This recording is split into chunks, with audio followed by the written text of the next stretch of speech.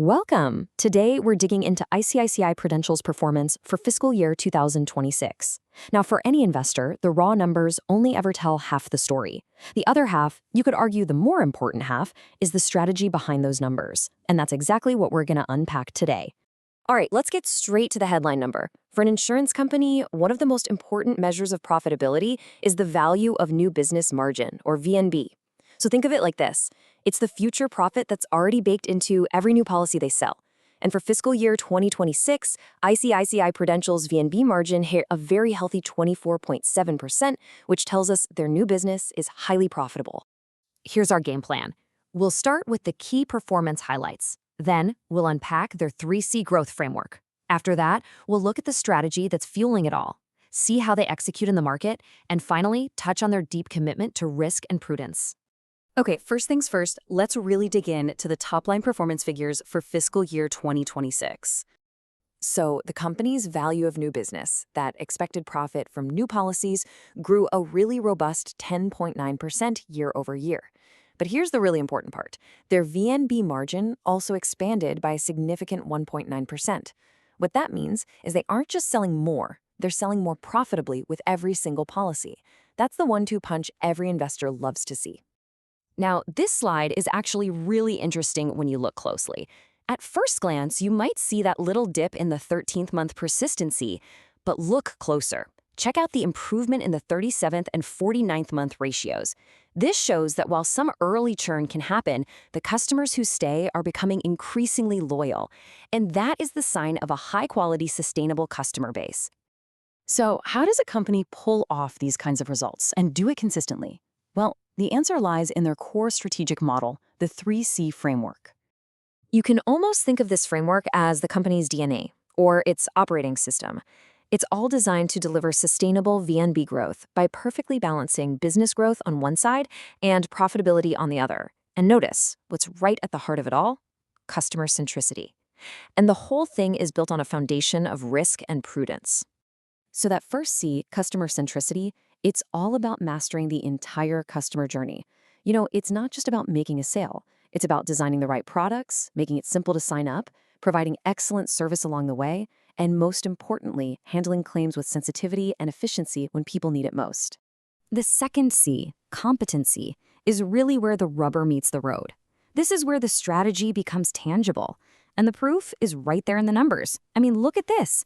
A near-perfect claims settlement ratio of 99.8% and an average turnaround time of just 1.1 days. That is efficiency that customers can actually feel. And that brings us to the final C, catalyst. This is kind of like the secret sauce, right? It's all about what's going to drive future growth. This is where the company's investments in its three key enablers come in: people, technology, and analytics. Let's see how they fit into the bigger picture.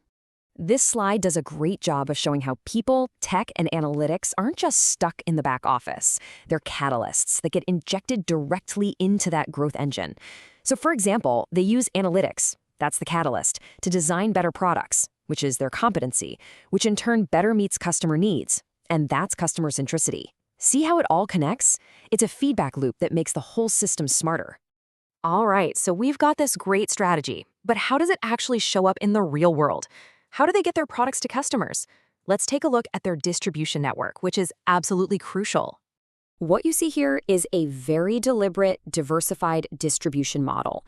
And you know, that's a huge strategic advantage. They're not just trying to maximize their reach. They're also de-risking the entire business by making sure they're not too dependent on any one single channel. And if we break it down by APE, that's annualized premium equivalent, we see bancassurance as the biggest piece of the pie at 30%. But their massive agency force of 242,000 advisors isn't far behind at 25%. What's also really telling is that growing direct channel at 14%. That right there shows their investment in tech and analytics is really starting to pay off. Okay, so growth and strategy, that's all great. But for any serious long-term investor, stability is just as important, if not more so. And that brings us to the bedrock of their entire strategy, a deep commitment to risk management. And this image of interconnected gears just nails their philosophy. You can't have one without the others. Profitable growth has to come with quality, and that growth is always balanced by embedding risk and prudence into everything they do. And it's all driven by a strong employee value proposition. They all have to turn together, or the whole machine breaks down. So the key takeaway here is that for ICICI Prudential, this isn't just some buzzword they put in a presentation. It's a fundamental discipline. It's this focus on prudent management that really protects the company, its policyholders, and, at the end of the day, its shareholders from whatever the market throws at them. So let's wrap this all up. We've seen really strong performance. We've unpacked a clear strategic engine with that 3C framework, and it's all built on a solid foundation of prudence. Which really leaves us with a core question for any investor, right? Are all these pieces aligned to create sustainable, long-term value? Well, based on everything we've seen today, the framework is most certainly in place.